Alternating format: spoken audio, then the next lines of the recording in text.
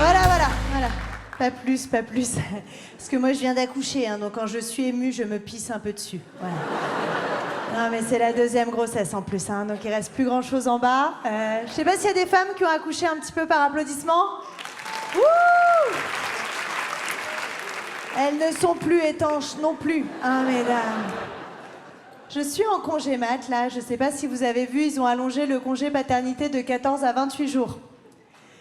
Bon, c'est chaud, hein, de s'occuper de 2 personnes à temps plein, là, pendant un mois. Non, mon mari n'en branle pas une, hein. C'est historique, ça date pas des enfants. Je sais pas s'il y a des femmes qui sont concernées un petit peu par ce problème. Voilà, clignez des yeux, mesdames. Clignez des yeux. Bon, après, je me dis, bon, l'avantage d'avoir un mari aussi feignant, aussi désorganisé, c'est qu'il ne demandera jamais le divorce. Non, bah c'est trop compliqué pour lui.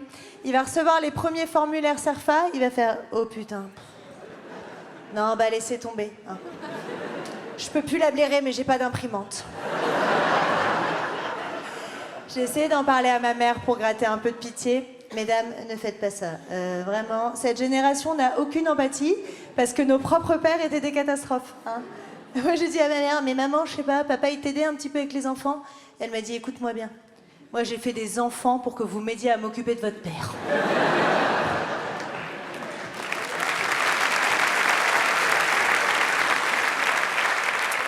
Non, je vais vous dire, je me pose pas mal de questions sur mon couple, surtout depuis qu'on va passer les vidéos brutes, combini, tout ça sur les gens polyamoureux. Vous avez vu ce truc-là un peu ou pas? C'est beau quand même. Hein. Ça part du principe que les hommes peuvent gérer plusieurs relations en même temps. Moi, mon mari, il n'a que moi, il se noie déjà dans un verre d'eau. Hein. La dernière fois, il m'a dit « Ma chérie, que veux-tu pour ton anniversaire ?» Je lui ai dit « Oh bah rien. » Eh bien, je n'ai rien eu. Hein. Et il était heureux d'avoir exaucé mes rêves. Voilà. Il y a des mecs qui se reconnaissent, là. C'est dramatique. Alors moi, j'ai 2 filles, comme je vous disais. J'ai eu la première assez facilement. On a juste changé de trou et la magie a opéré. C'est un petit tip ce que je... Oui, ça marche. Et pour la deuxième, ça a été plus compliqué. Et du coup, j'ai demandé des examens à ma gynéco, tout est vrai, hein, qui m'a dit « Madame Leonardi, je suis désolée de vous dire ça, mais vous êtes en préménopause. Est-ce que vous avez eu des signes ?» Et... Merci. Et c'est vrai que ça faisait un certain temps que j'aimais le ski de rando. Hein. Mesdames, c'est très mauvais signe, hein, je vous le dis tout de suite. Et les gens commençaient à s'impatienter. Hein. Les gens étaient là, bon bah Marine, Joséphine a 5 ans, il serait temps de lui donner un petit frère ou une petite sœur. Alors ne posez pas cette question, si je puis me permettre, parce qu'on ne peut pas vous dire la vérité. Hein. Je pouvais pas répondre, bah Brigitte, j'aimerais bien, mais mes ovaires sont pourris et ton fils ne bande que quand il dort. Voilà. On peut pas dire ça. Alors j'ai fait ce que n'importe quelle femme aurait fait à ma place. Hein. J'ai demandé des examens complémentaires pour trouver un plus gros problème à mon mari. Voilà. Et on a trouvé. Il avait des spermatozoïdes, tenez-vous bien, qui ne bougeaient pas et qui n'avaient pas de tête. Oh, j'étais soulagée. On a été voir un spécialiste de la fertilité qui nous a dit, écoutez, vous avez une oligoasténotératospermie.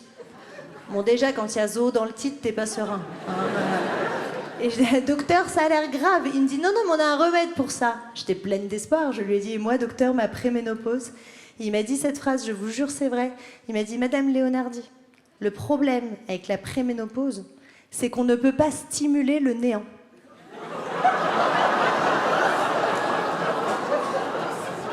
Alors, mon gars, quelle est ta vision du néant, hein?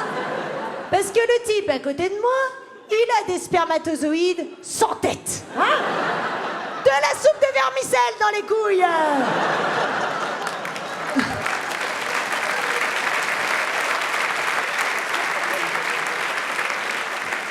Bon, alors finalement, je suis tombée enceinte de je ne sais qui. Et j'ai eu un début de grossesse compliqué, j'ai dû être alitée. Et là, pareil, les phrases qu'on entend, c'est un truc de fou. Ma propre tante m'a quand même dit « Ma chérie, n'y pense pas trop, comme ça le bébé va s'accrocher. » T'es là, attendez, c'est un mioche ou c'est mon ex que j'ai dans le ventre, hein? Le bébé, il se dit pas, punaise, elle pense beaucoup trop à moi, genre toxique de ouf. Ma mère m'a aussi dit cette phrase, elle m'a dit, t'es peut-être trop maigre pour porter un enfant. Hein. Mais écoute maman, toi t'es trop grosse pour porter un jugement, et pourtant.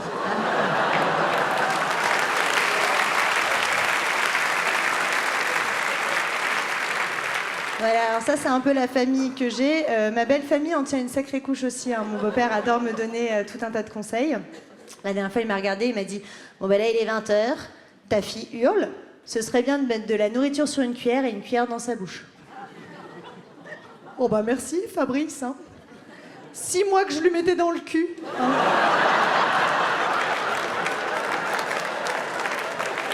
Non, mais faut pas se laisser faire mesdames, vraiment pas. Je suis très critique envers la famille, le couple, etc. Mais je vais vous dire, en réalité, le mariage a été ma planche de salut parce que j'ai découvert récemment que j'étais un mauvais coup. Voilà. Bon, apparemment, vous n'avez pas l'air surpris. Non, mais je suis devenue complètement frigide. Hein. Et laissez-moi vous dire que ça n'a pas toujours été le cas parce que moi, j'ai fait une école de commerce.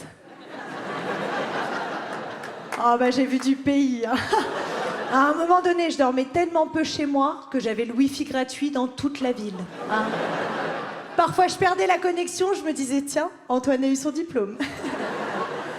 On sait, messieurs, que vous n'aimez pas trop entendre ça. On le sait très bien, parce qu'à chaque fois que vous datez une nana pour la première fois, vous lui posez cette question fatidique. Et toi, t'as couché avec combien de gars? Et on sent, à ce moment-là, que 122 n'est pas la bonne réponse. On est là, ben, je me suis beaucoup cherchée. On m'a beaucoup trouvé. Mais maintenant, plus du tout. Hein. Ma vie sexuelle est devenue d'une misère abominable.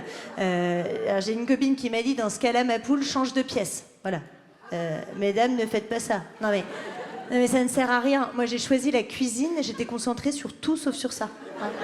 J'étais là, pourquoi est-ce que j'ai choisi le modèle Vorkstrop d'Ikea? 6 ans que j'attends qu'il pose ses couilles sur la table, en fait, ça fait des traces. Enfin... Non mais un cauchemar, un cauchemar. Non mais je vais vous dire, mon problème, l'Olympia, c'est que je me suis embourgeoisée dans mes rapports sexuels. Hein. Non mais maintenant, quand je fais une fellation, je pense plus à mes draps qu'à mon mec. Hein. Non mais j'ai atteint cet âge où je préfère avaler que lancer une machine. Et oui.